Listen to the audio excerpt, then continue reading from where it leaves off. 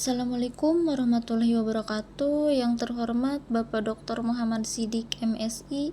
Perkenalkan, nama saya Nuriani dengan NIM 253103500016.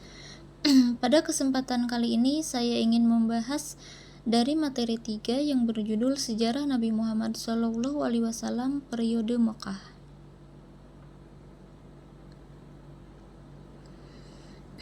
Di sini ada susunan yang ingin saya bahas. Yang nomor 1 itu kehidupan Nabi sebelum kerasulan, yang dimana ada sebelum diangkat menjadi Rasul dan diangkat menjadi Rasul. Nomor 2-nya dakwah di Mekah, yang dimana dia ada 3 poin. Yang pertama 3 tahun dakwah secara sembunyi-sembunyi, yang kedua dakwah secara terang-terangan, dan yang ketiga itu ada dakwah di luar Mekah. Lalu nomor 3 itu ada tantangan kaum Quraisy, yang keempat Abu Thalib dan Khadijah wafat, lalu yang terakhir tahun duka cita dan Isra Mi'raj.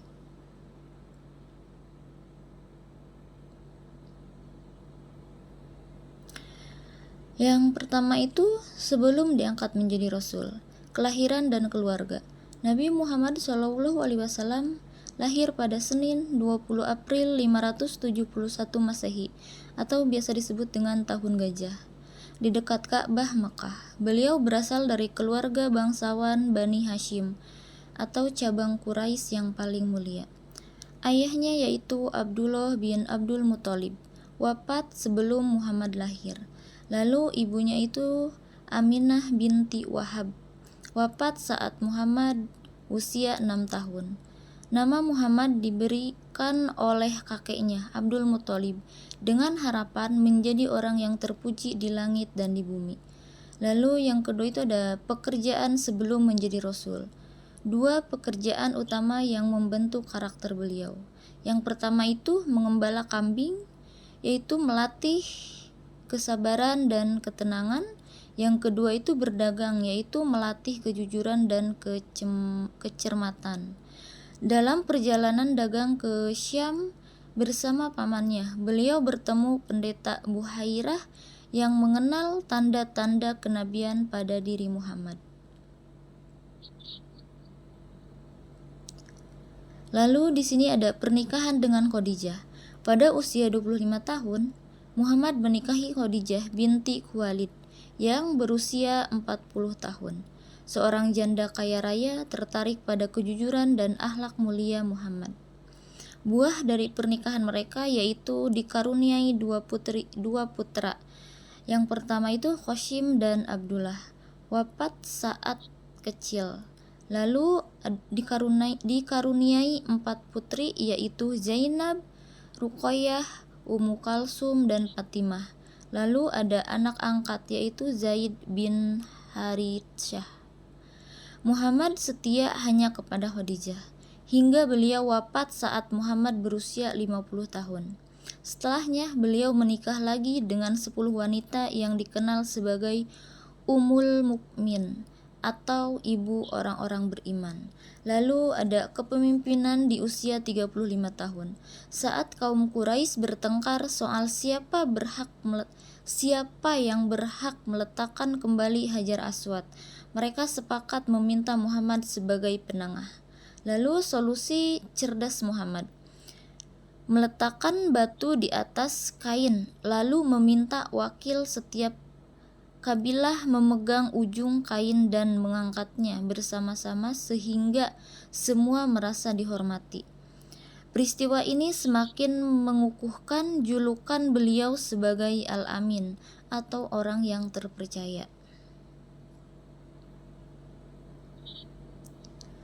Lalu selanjutnya ada materi dari diangkat menjadi Rasul. Menjelang usia 40 tahun, Nabi Muhammad SAW rutin mengasingkan diri ke Gua Hiro setiap tahun selama 1 bulan untuk bertafakur dan merenungi alam semesta. Dengan dukungan penuh dari istrinya Khadijah yang selalu menyiapkan bekal untuknya.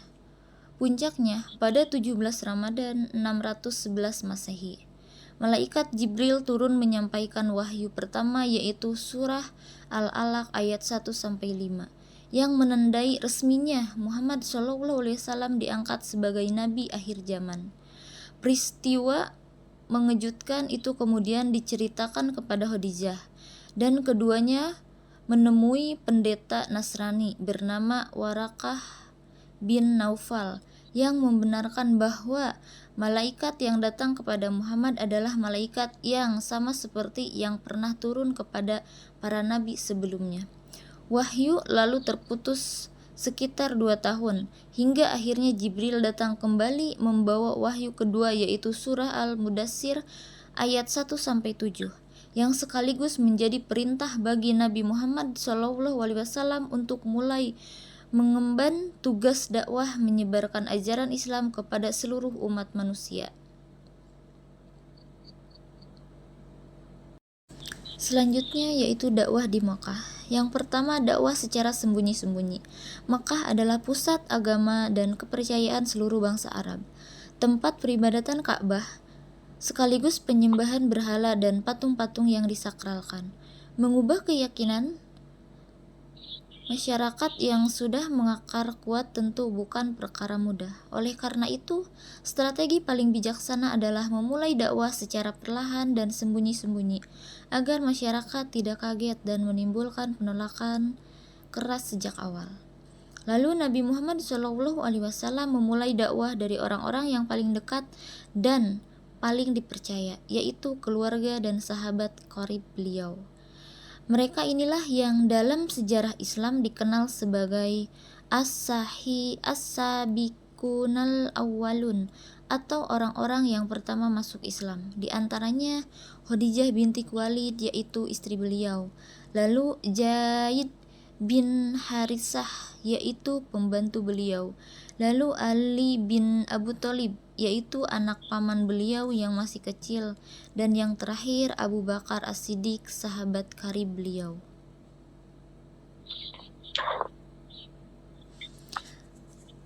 Lalu perkembangan dakwah melalui Abu Bakar. Abu Bakar dikenal sebagai sosok yang lemah lembut, pengasih dan berakhlak mulia. Berkat semangatnya berdakwah, sejumlah tokoh penting pun ikut masuk Islam, yaitu Utsman bin Affan, Jubair bin Al-Awan, lalu ada Abdurrahman bin Auf, lalu ada Sa'd bin Abi Waqqas, lalu ada Thalihah bin Ubaidillah. Selain itu, ada pula yang termasuk golongan pertama masuk Islam seperti Bilal bin Rabah, Abu Salman bin Abdul Asad, Amir bin Al-Zarrah, Al-Arqam bin Abil Arqam, Fatimah binti Al-Khattab, lalu Khabab bin Al-Arad, dan masih banyak lainnya. Setelah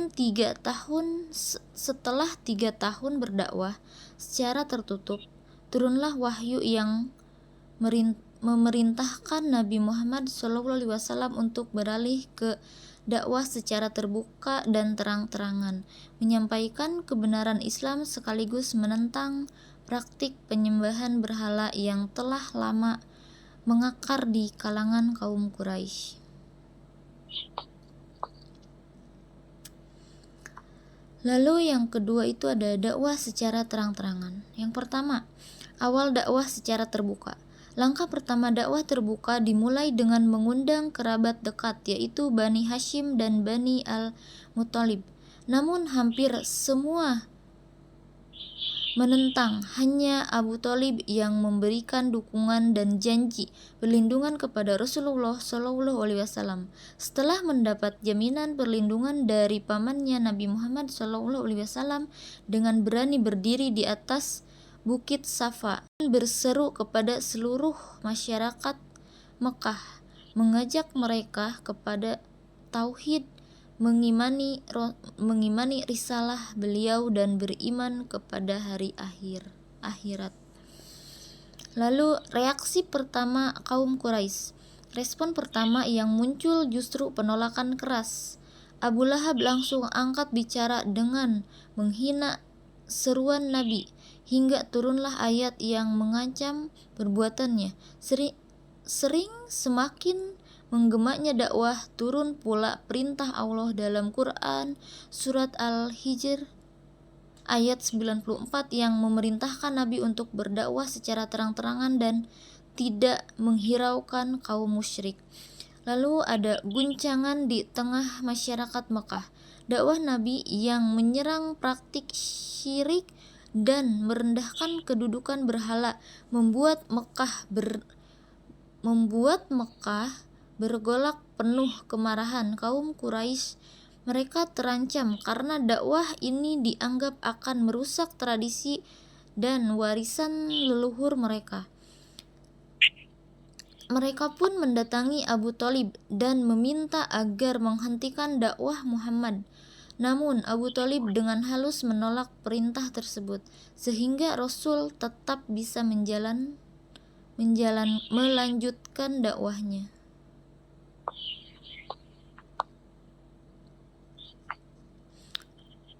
Cara-cara kaum Quraisy menghalangi dakwah.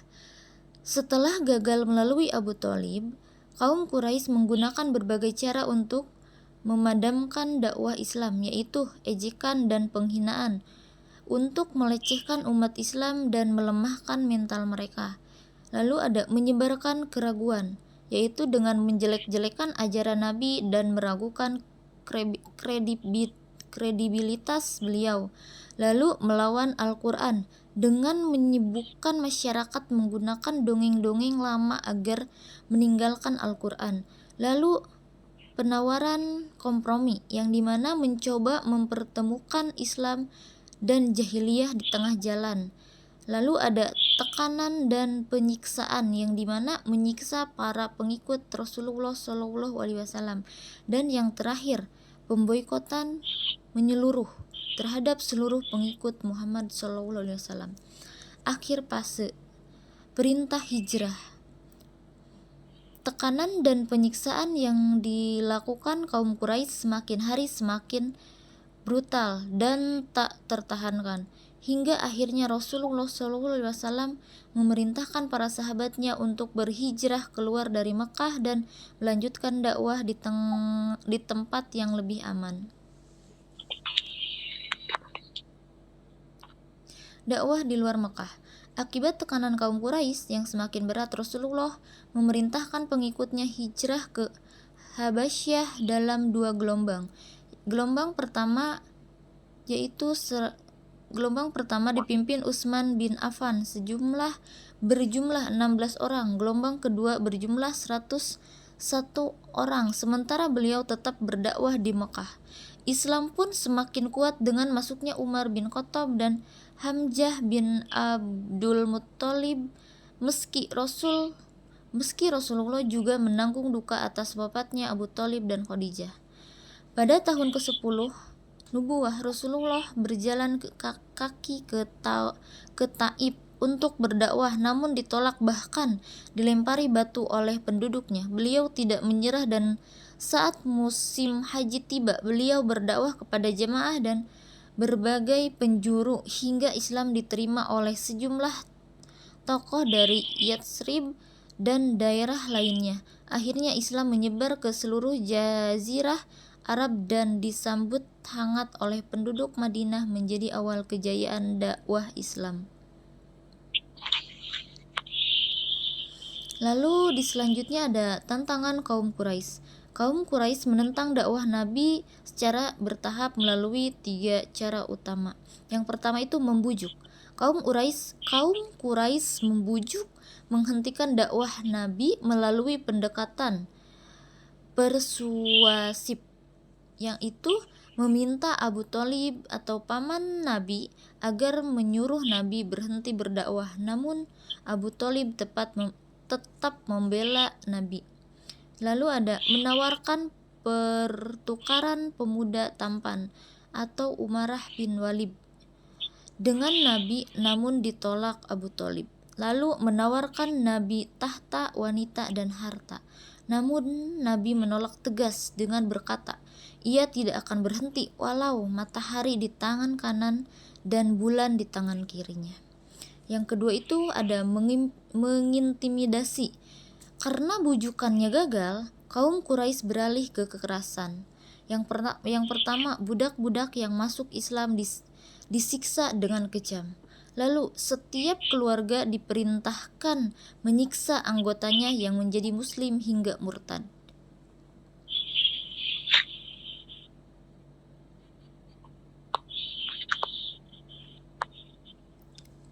Sebagai respon, Nabi memerintahkan hijrah ke Habasyah atau Ethiopia dalam 2 gelombang.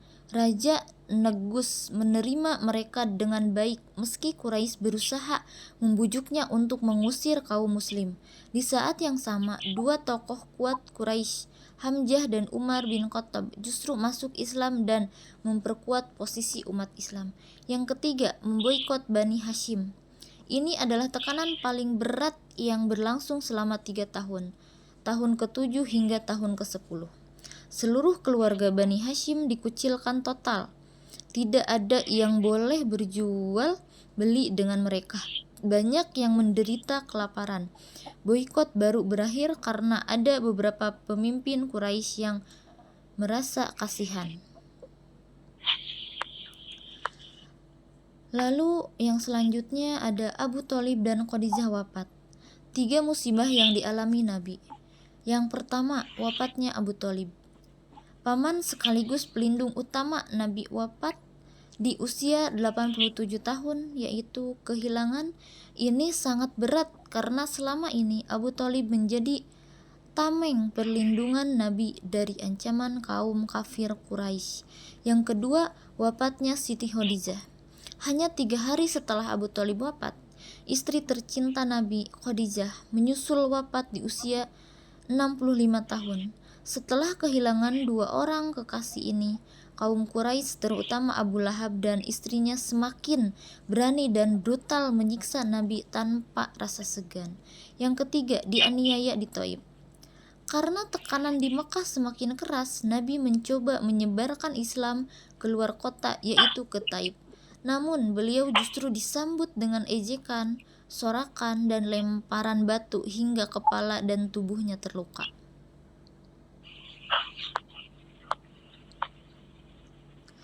Lalu yang selanjutnya ada tahun duka cita dan Isra Mi'raj. Pada tahun ke-10 kenabian, di tengah kesedihan mendalam yang dialami Nabi Muhammad SAW, Allah Subhanahu wa Ta'ala menganugerahkan peristiwa Isra Mi'raj sebagai penghiburan sekaligus penguatan spiritual. Dari peristiwa agung ini ditetapkan kewajiban sholat 5 waktu sebagai pondasi ibadah umat Islam. Pasca Isra Mi'raj, dakwah Islam mengalami perkembangan signifikan, ditandai dengan datangnya penduduk Yatsrib dengan 3 gelombang. Gelombang pertama, tahun ke-11 yaitu 6 orang, tahun ke-12 yaitu 13 orang, dan tahun ketiga yaitu 73 orang, yang masing-masing menyatakan keislaman dan kesetiaan kepada Nabi, hingga puncaknya mengundang Nabi untuk berhijrah ke Yatsrib disertai perjanjian perlindungan penuh.